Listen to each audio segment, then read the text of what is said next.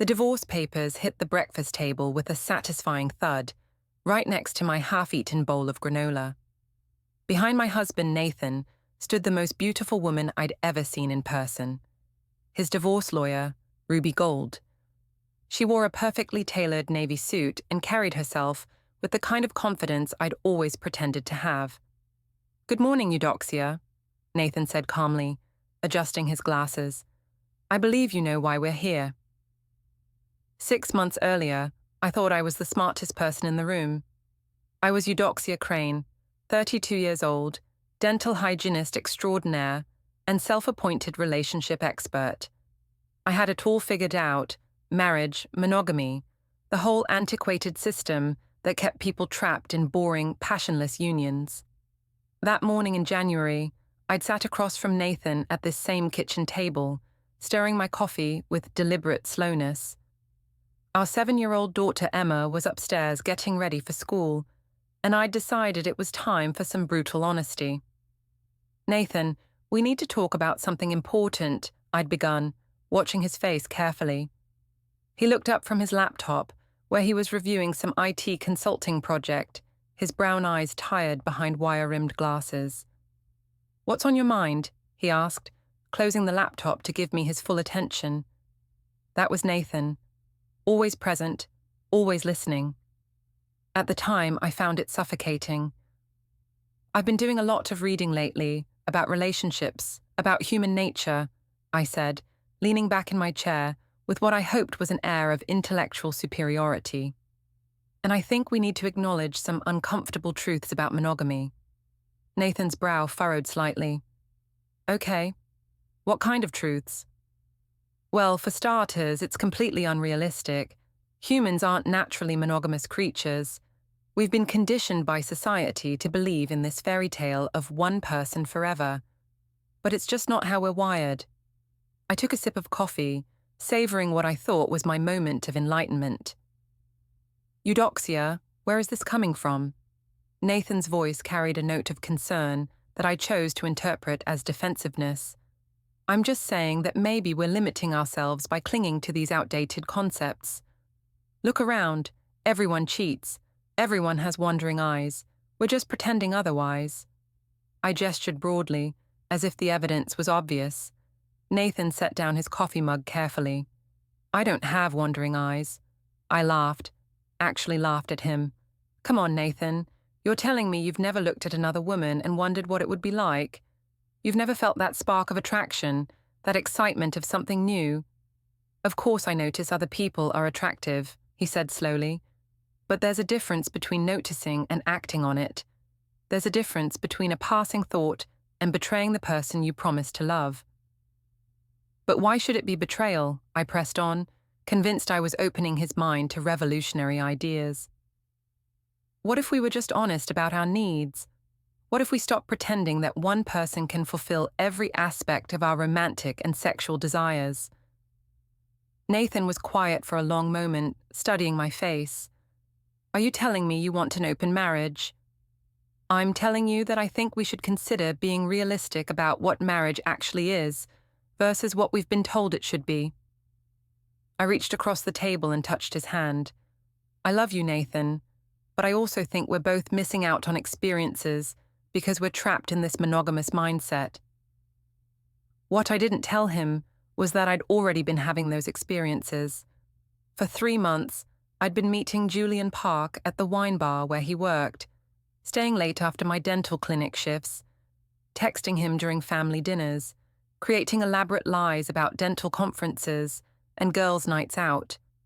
Julien was everything Nathan wasn't: spontaneous, charming, dangerous. He had this way of making me feel like the most fascinating woman in the world, like my thoughts on relationships and society were profound instead of self-serving rationalizations. "So what are you suggesting exactly?" Nathan asked, his voice carefully controlled. "I'm suggesting we be honest. We acknowledge that attraction to other people is natural and normal. We stop feeling guilty about it. Maybe we even act on it sometimes, with full transparency and respect for each other." Nathan pulled his hand away from mine. "You want permission to cheat?" I want us both to have the freedom to be fully human, I corrected, feeling a flash of irritation. Why does everything have to be so black and white with you? Why can't you see the nuance here? Because some things are black and white, Eudoxia. When you marry someone, when you have a child with them, when you build a life together, that means something. It means you choose that person every day, even when it's difficult. I rolled my eyes. That's exactly the kind of thinking that keeps people miserable. How many couples do you know who are truly happy? How many marriages actually last without resentment and boredom setting in? Ours did, Nathan said quietly. I thought ours did. Something in his tone should have warned me, but I was too caught up in my own righteousness to pay attention. Nathan, I'm trying to save our marriage here. I'm trying to prevent us from becoming one of those couples who just go through the motions, who stay together out of obligation instead of genuine desire. By sleeping with other people, by being honest about our needs, and finding healthy ways to meet them. I stood up, pacing to the window. Look, I know this is hard to hear. I know it challenges everything you've been taught to believe. But I think if we can get past the jealousy and possessiveness that society has programmed into us, we could actually have something beautiful and authentic. Nathan was quiet for so long that I turned around to look at him. He was staring down at his hands, his shoulders slightly slumped. I need to think about this, he finally said. Of course, take all the time you need. I felt a surge of victory. I'd planted the seed. Soon he'd come around to my way of thinking, and I could stop sneaking around. I could have my cake and eat it too. Nathan stood up, gathering his laptop and coffee mug. I should get ready for work. As he walked past me toward the stairs, I caught his arm. Nathan, I hope you know this comes from a place of love. I want us to be happy. Really, truly happy. He looked at me for a long moment, and I thought I saw something shift in his expression, something I couldn't quite identify. I want that too, he said. After he left for work, I immediately texted Julien. Had the talk, went better than expected. Can't wait to see you tonight. His response came quickly. Proud of you for being honest. See you at 9. I spent the rest of the morning feeling smugly satisfied with myself. I'd handled it perfectly, introduced the concept without revealing my affair, positioned myself as the enlightened one trying to improve our marriage. Nathan would come around. He was logical, practical. Once he thought about it rationally, he'd see that I was right. But that evening, when Nathan came home from work, something had changed. He was quieter than usual, more distant. When I asked about his day, he gave short, polite answers. When I tried to bring up our morning conversation, he said he was still processing. It wasn't until I was getting ready to leave for my book club meeting that I noticed Nathan sitting in his home office with my tablet open on his desk. My stomach dropped. What are you doing with that? I asked, trying to keep my voice casual. Nathan looked up at me, and this time I had no trouble identifying the expression on his face. It was disappointment so profound it made my chest tight. You left it unlocked, he said simply. A message from Julien came through while I was sitting here. The message had been, "Can't wait to continue what we started last night. You're incredible." I opened my mouth to explain, to rationalize, to spin it somehow. But Nathan held up his hand. "Don't," he said. "Please don't make this worse by lying to me." And that's when I realized that my brilliant plan to enlighten my husband about the realities of modern relationships had just blown up in my face. The next few weeks were a careful dance of damage control. Nathan didn't confront me directly about Julien's message, but something fundamental had shifted between us. He was polite, cordial even, but the warmth was gone. It was like living with a stranger who happened to share my last name. I threw myself into justifying my position, both to Nathan and to anyone who would listen. At the dental clinic where I worked, I started dropping hints about the evolving nature of modern relationships during lunch breaks.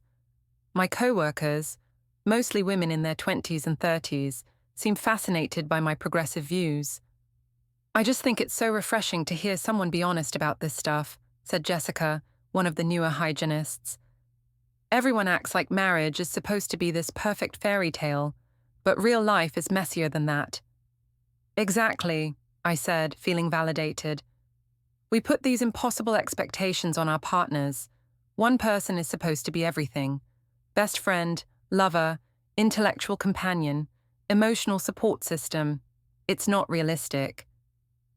But it was my sister-in-law's birthday dinner that really gave me the platform I thought I needed.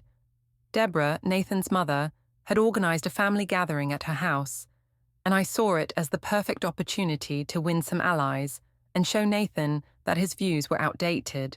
The dining room was filled with the usual suspects: Deborah and her husband Frank, Nathan's brother Leo, and his wife Amanda, my sister Marina, who'd driven up from the city, and my father Martin. Emma was at a sleepover, which I thought was perfect timing for an adult conversation. So, Eudoxia's been sharing some interesting perspectives on relationships lately, I announced during the main course, after a few glasses of wine had loosened everyone up. Nathan shot me a warning look, but I ignored it. Oh, really? Marina asked, always eager to support her big sister. What kind of perspectives? Well, we've been discussing how the traditional model of marriage might not be the best fit for everyone in today's world, I said, cutting my chicken with deliberate precision. The idea that one person should meet all of your emotional and physical needs for the rest of your life, it's a relatively recent invention, historically speaking. Leo raised an eyebrow. Are you talking about open marriages? I'm talking about honesty, I replied, about acknowledging that attraction to other people doesn't stop when you say I do, about maybe finding healthier ways to deal with those realities instead of pretending they don't exist. Deborah set down her fork with a sharp clink. And what does Nathan think about these perspectives? I glanced at my husband, who was staring at his plate like it contained the secrets of the universe. Nathan's still processing. Change is always difficult, especially when it challenges deeply held beliefs. Some beliefs are worth holding on to, Frank said quietly. He'd been married to Deborah for 38 years. Of course, I said quickly. I'm not saying traditional marriage doesn't work for some people. I'm just suggesting that maybe it's not the only valid model. Maybe some of us need more flexibility. Marina nodded enthusiastically. I think it's brave of you to even talk about this stuff. Most people are too scared to examine their assumptions. Or too committed to their promises, Deborah said, her voice ice cold. The table went quiet. Amanda looked uncomfortable. Leo was frowning. My father was studying his wine glass with intense concentration. I think there's a difference between examining your assumptions and abandoning your commitments, Leo said carefully. Marriage isn't just about what feels good in the moment. It's about building something together, working through difficulties instead of looking for escape hatches. But what if the difficulty is the model itself? I pressed. What if we're trying to force ourselves into a framework that doesn't actually serve us? Then maybe you shouldn't have gotten married in the first place, Deborah said bluntly. The words hung in the air like a challenge. I felt my cheeks burn, but I forced myself to smile. I love Nathan, I said. That's exactly why I want us to have the best possible relationship. That's why I'm willing to have these difficult conversations instead of just accepting the status quo. Nathan finally looked up from his plate. Eudoxia, maybe we should discuss this privately. Why? I asked. These are people who care about us, people who want us to be happy. I think it's healthy to get different perspectives. I think Nathan's right, Martin said, speaking for the first time since the conversation started. Some things are better kept between husband and wife. But I was on a roll now, convinced that I was educating these people, opening their minds to new possibilities. I just think it's interesting how threatened people get when you question monogamy, I continued. Like, why is it so scary to consider that there might be other ways to structure relationships? Why do we get so defensive about something that statistically doesn't even work for most people? Because some of us believe in keeping our word, Deborah said, her voice rising slightly. Some of us think that when you promise to forsake all others, you actually do it. And some of us think that promises made without full understanding of their implications might need to be renegotiated. I shot back. Nathan stood up abruptly. I need some air. He walked out through the sliding door to the back patio, leaving me at the table with 6 pairs of eyes staring at me with varying degrees of disapproval. Well, Marina said, trying to lighten the mood. This got intense quickly. Some topics are intense, Leo said, especially when they affect real people's lives. I'm trying to improve our lives, I insisted. I'm trying to create space for honesty and growth instead of just accepting stagnation. Honey, my father said gently, maybe there's a difference between growth and other things. I excused myself from the table and went to find Nathan on the patio. He was standing at the railing, looking out at the dark backyard. You're angry, I said. I'm embarrassed, he replied without turning around. You just aired our private business to my entire family. I was trying to help them understand. Understand what? That you think our marriage is a failure? That you think I'm not enough for you? Now he did turn around, and I could see the hurt in his eyes, even in the dim porch light. That's not what I said. It's what you meant. It's what everyone in there heard. Nathan shook his head. Do you have any idea how humiliating it is to sit there while your wife explains to your mother why traditional marriage doesn't work for her? I wasn't talking about you specifically. Yes, you were. Every word of it was about me, about us, about how I'm not meeting your needs. Nathan's voice was getting louder, and I glanced nervously at the house. Keep your voice down. People will hear. People already heard, Eudoxia. That was the point, wasn't it? You wanted witnesses to your enlightenment. I felt a flash of anger. I wanted support. I wanted people who care about us to understand that we're trying to build something better. We? Nathan laughed, but there was no humor in it. There is no we in this. This is all you. Your ideas, your needs, your dissatisfaction with the life we built together. That's not fair. What's not fair is blindsiding me with this in front of my family. What's not fair is pretending this is some mutual journey we're on when you've already made up your mind. Nathan stepped closer to me, and I could see the anger and pain warring in his expression. What's not fair is lying to me for months while you figured out how to spin it as personal growth. My stomach dropped. What are you talking about? I'm talking about Julien. I'm talking about all the late nights and mysterious text messages and sudden interest in girls' nights out. I'm talking about the credit card charges at restaurants I've never been to and the way you smile at your phone when you think I'm not looking. I opened my mouth to deny it, but Nathan held up his hand. Don't. Please. I'm asking you not to make this worse by lying to my face. We stood there in silence for a moment, the weight of everything unsaid hanging between us. I was going to tell you, I said finally. When? After you'd convinced me that monogamy was unrealistic. After you'd gotten everyone on your side. Nathan shook his head. You weren't planning to tell me anything. You were planning to manipulate me into accepting it. That's not... I wanted to help you understand. I understand perfectly, Nathan said. You wanted to cheat without consequences. You wanted to have your affair and keep your marriage and make me grateful for the privilege. The sliding door opened behind us, and Leo stepped out onto the patio. Everything okay out here? He asked, though it was obvious everything was not okay. We're fine, I said quickly. No, Nathan said, we're not fine. We haven't been fine for months, and I've been too stupid to admit it. Nathan walked past both of us, back into the house. Through the sliding door, I could see him saying something to the table of family members. Deborah's face went white, then red. Marina looked confused.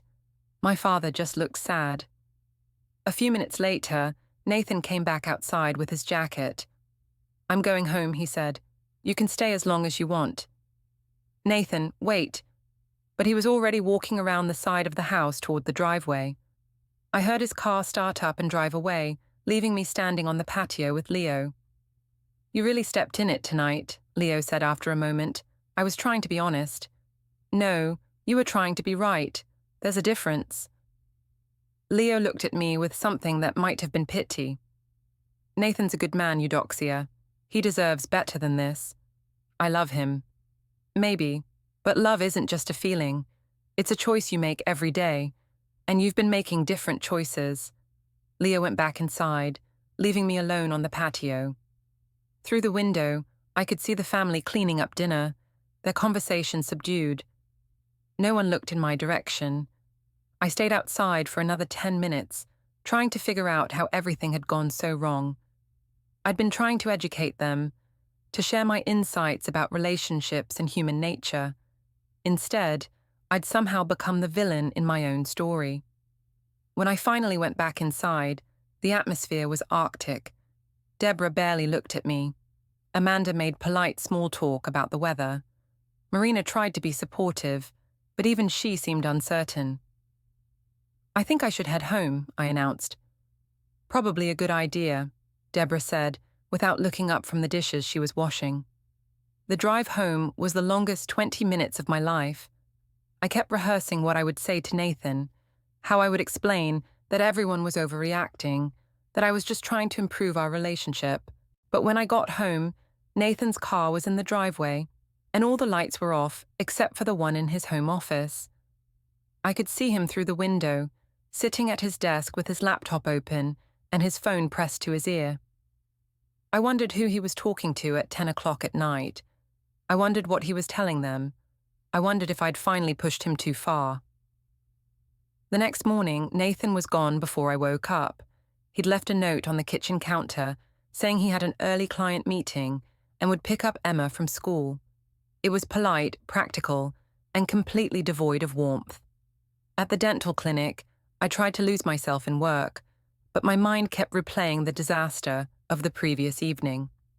During our lunch break, I found myself in the staff room with Jessica and 2 other hygienists, Sarah and Monica, desperate for some validation.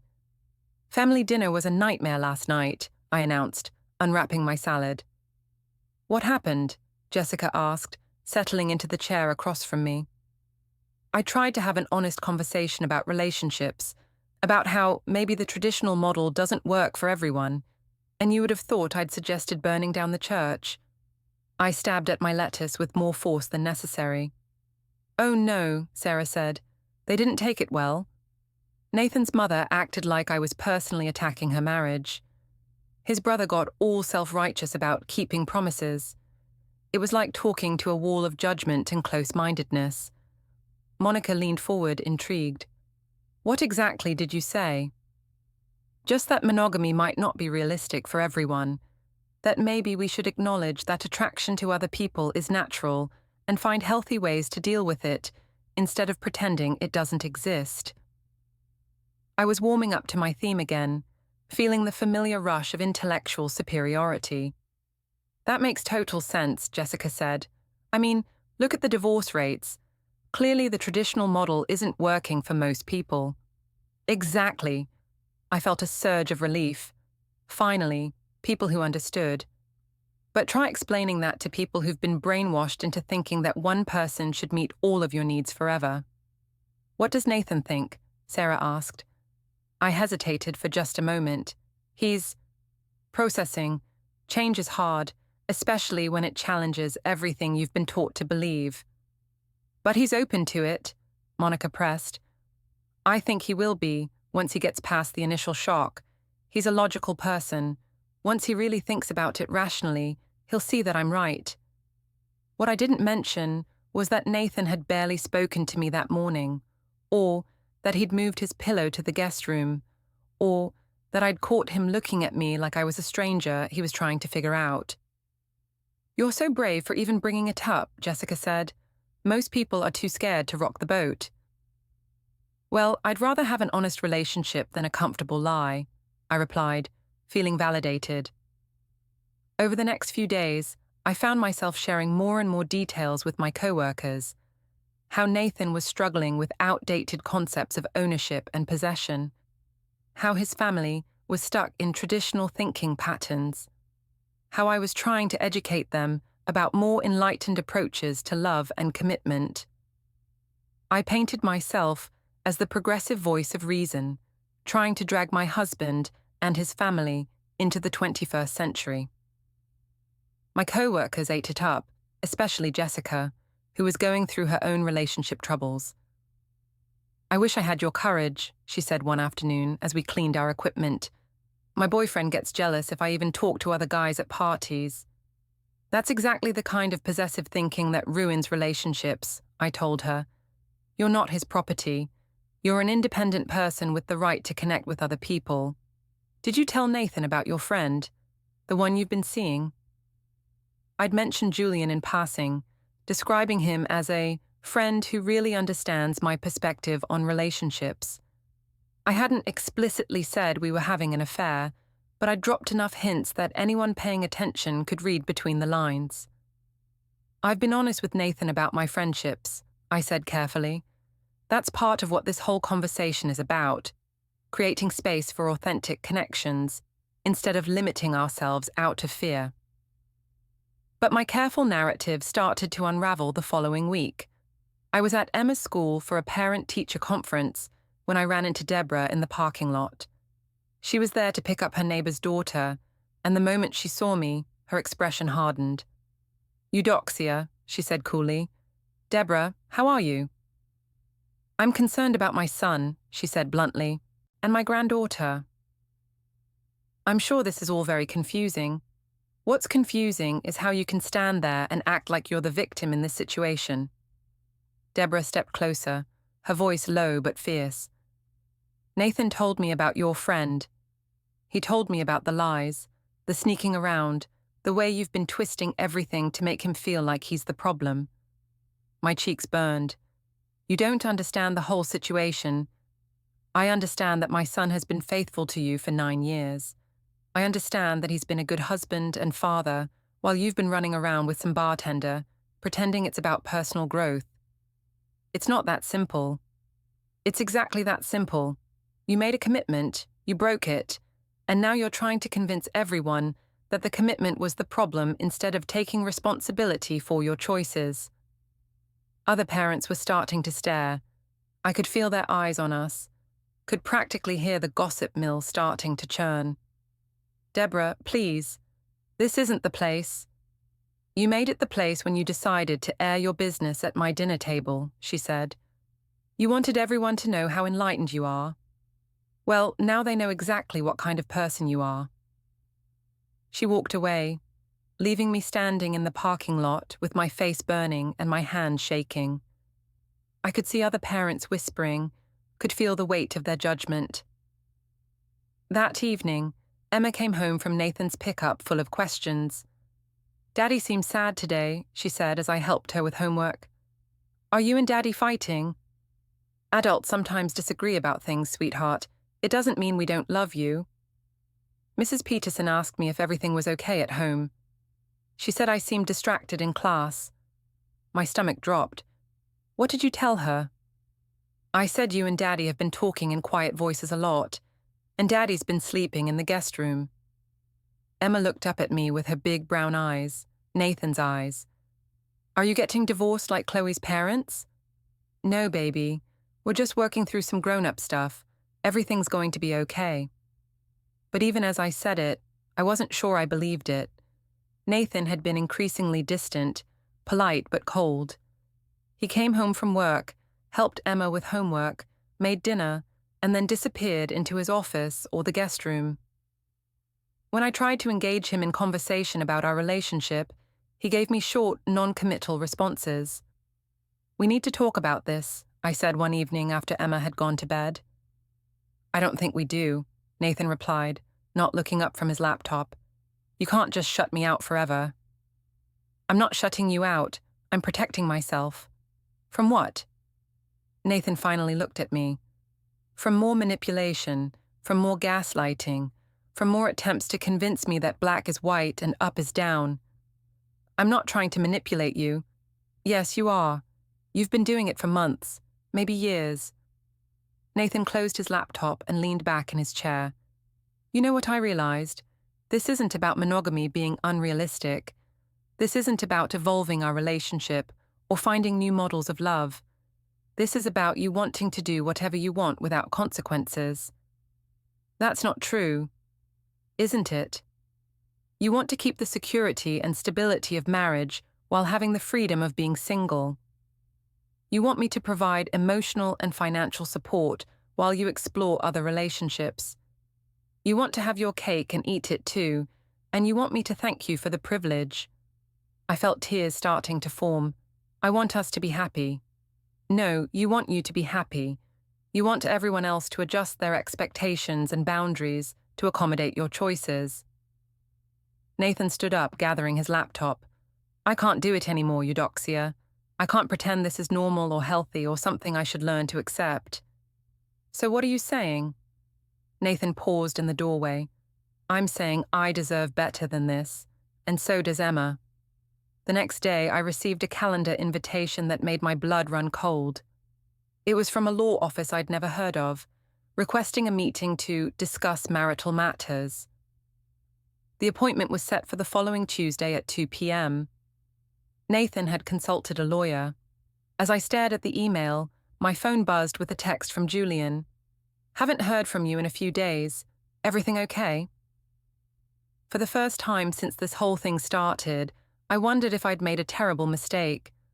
Ruby Rubenstein Gold's law office was nothing like what I'd expected.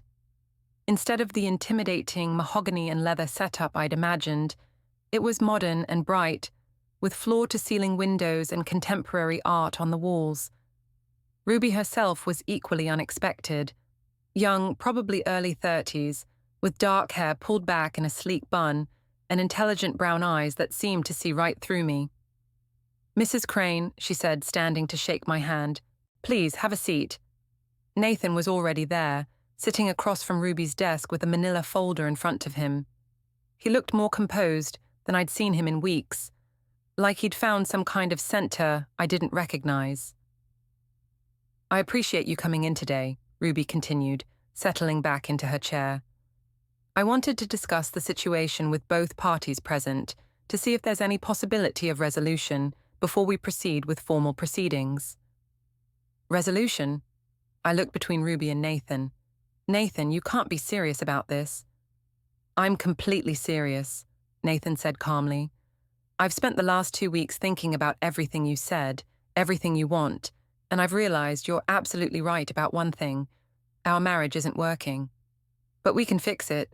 No, we can't, because we want fundamentally different things. Nathan leaned forward slightly. You want freedom to pursue other relationships while maintaining the benefits of marriage. I want a partner who chooses me, every day, the way I choose her. Those two things are incompatible.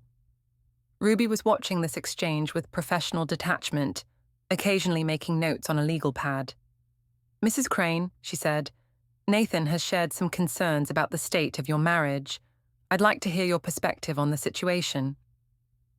This was my chance.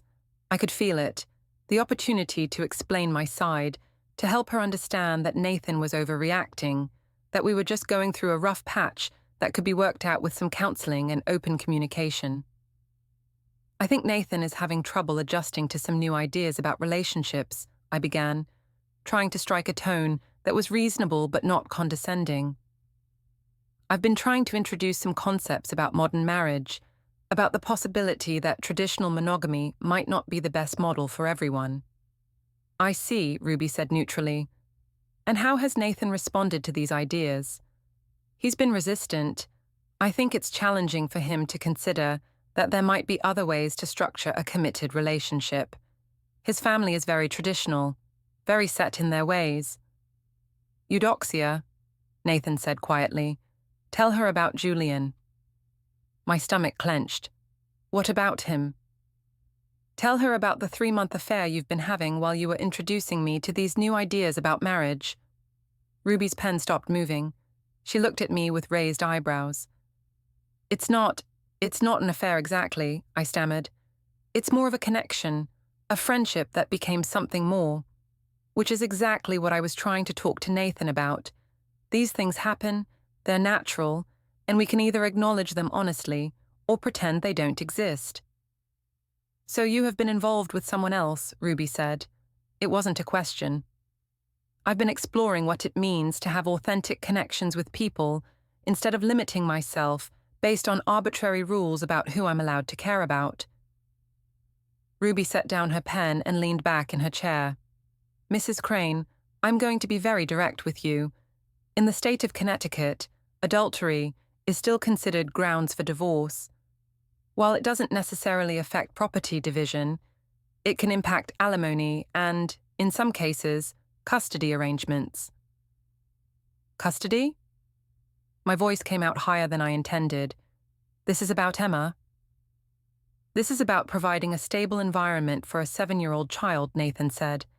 This is about making sure she has at least one parent who prioritizes her well-being over their own desires. I'm a good mother. You're a mother who's been lying to her family for months, Nathan interrupted.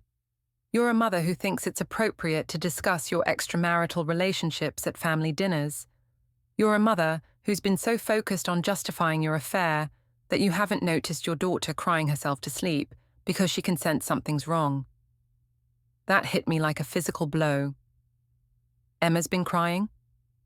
Every night for 2 weeks, Nathan said. She asked me if we're getting divorced. She asked me if it's her fault that Mommy and Daddy don't talk anymore. She asked me why you're always on your phone, why you're always angry, why you don't read bedtime stories anymore. I felt tears starting to form. I didn't know, because you haven't been paying attention. You've been too busy convincing yourself that you're some kind of relationship revolutionary to notice that you're hurting the people who love you. Ruby cleared her throat gently. Mrs. Crane, I'd like to ask you about some financial matters. Nathan has provided bank statements showing several transfers to a Julien Park over the past 3 months. Can you explain those? My mouth went dry. What transfers? Ruby consulted her notes. $50 on March 15th, with the memo dinner. $100 on March 28th, memo weekend trip. $75 on April 10th, memo birthday gift. I'd forgotten about those. Julien had been going through a rough patch with his landlord, and I'd helped him out a few times. It wasn't a big deal, just small amounts here and there.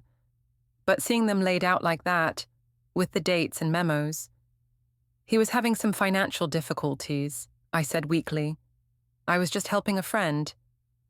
A friend you're romantically involved with, Ruby clarified.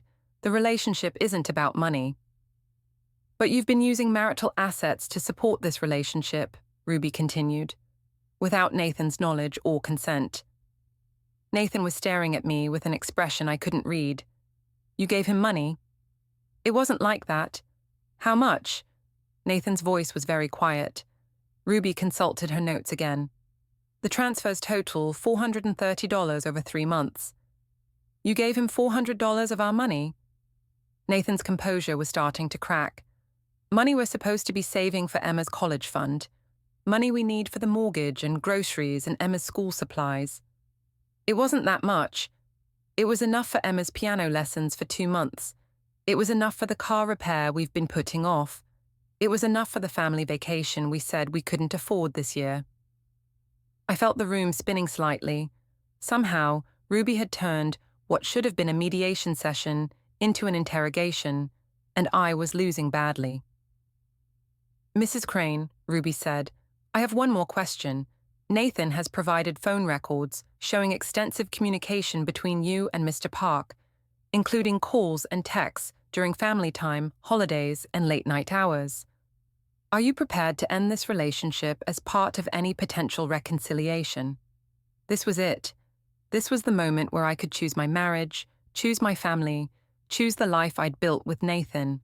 All I had to do was say yes, but the word wouldn't come. Because ending things with Julien felt like giving up the only part of my life that felt exciting and alive. It felt like admitting that everything I'd convinced myself about modern relationships and authentic connections was wrong. I need to think about it, I said finally. The silence in the room was deafening. Nathan closed his eyes for a moment, and when he opened them, something had changed. Then we're done here, he said. Ruby nodded and made a note on her legal pad. I'll begin preparing the divorce papers. Mrs. Crane, I'd strongly recommend that you retain your own counsel. As we left the building, I tried one last time to reach Nathan. This doesn't have to be the end, I said as we stood by our cars in the parking lot. We can still work this out. Nathan looked at me for a long moment. No, we can't, because you just chose him over us, and we both know it. He got in his car and drove away, leaving me standing alone in the parking lot, finally understanding that my brilliant plan to have everything had cost me everything that mattered. The next few weeks were a masterclass in how quickly a carefully constructed life can fall apart. Nathan filed for divorce the following Monday, and somehow the news spread through our social circle like wildfire. Suddenly, I was the woman who'd thrown away a good marriage for a bartender, the mother who'd prioritized her own desires over her family's stability. At work, the atmosphere shifted dramatically. Where my co-workers had once been fascinated by my progressive views on relationships, now they seemed uncomfortable around me. Jessica, who'd been my biggest supporter, started avoiding the staff room when I was there. Sarah and Monica still made polite conversation, but the easy camaraderie was gone. I heard Nathan moved out, Jessica said one day during a brief encounter by the supply closet. Temporarily, I said, though I wasn't sure that was true. We're just taking some space to figure things out. Right, Jessica said, but she wouldn't meet my eyes. Well, I hope it works out. It was clear that everyone had chosen sides, and I wasn't winning. The situation at Emma's school was even worse. Other parents who'd once chatted with me at pickup now gave me polite nods and hurried away. I caught fragments of whispered conversations that stopped abruptly when I approached. Affair with some bartender. Poor Nathan, he seems devastated. That poor little girl, she must be so confused. The worst part was that Emma was starting to notice. She'd always been a sensitive child, attuned to the emotional undercurrents around her, and the tension was taking its toll. Why don't we go to Grandma Deborah's house anymore? She asked one evening as I helped her with homework. Grandma's just busy right now, sweetheart. She used to call me every Sunday. She hasn't called in 3 weeks. Emma looked up at me with those serious brown eyes. Did I do something wrong? No, baby, you didn't do anything wrong. The grown-ups are just working through some problems. But I knew Emma was suffering, and I knew it was my fault. She'd gone from a happy, confident 7-year-old to an anxious child who asked constant questions about whether Daddy was coming home, whether we were still a family, whether everything was going to be okay. I tried to maintain some semblance of control by managing the narrative on social media. I posted carefully crafted messages about growth and authenticity and refusing to live by other people's expectations. I shared articles about the evolution of marriage and the courage it takes to question societal norms. Sometimes the most loving thing you can do is be honest about your needs instead of pretending to be someone you're not, I posted on Facebook, along with a photo of myself looking contemplative at a coffee shop. The response wasn't what I'd hoped for. A few acquaintances liked my post, but mostly silence, worse than criticism. Marina tried supporting me. You're brave for being honest. Everyone's acting like I'm a monster, I said. They're threatened by anyone questioning the status quo. But her support felt hollow, theoretical solidarity without practical wisdom. The breaking point came at Emma's spring concert. The moment I entered, conversation stopped. Parents who'd been friendly suddenly found their programs fascinating. Emma performed beautifully, but afterward, I stood alone, while Nathan received sympathy and support. Carol Peterson approached. Some parents have been talking concerns about Emma's well-being. I'd become elementary school gossip. That night, scrolling social media, I saw Nathan with Ruby at the concert, smiling for the first time in weeks. I'd gotten exactly what I'd asked for, freedom. But those constraints had held together the only life I'd ever wanted,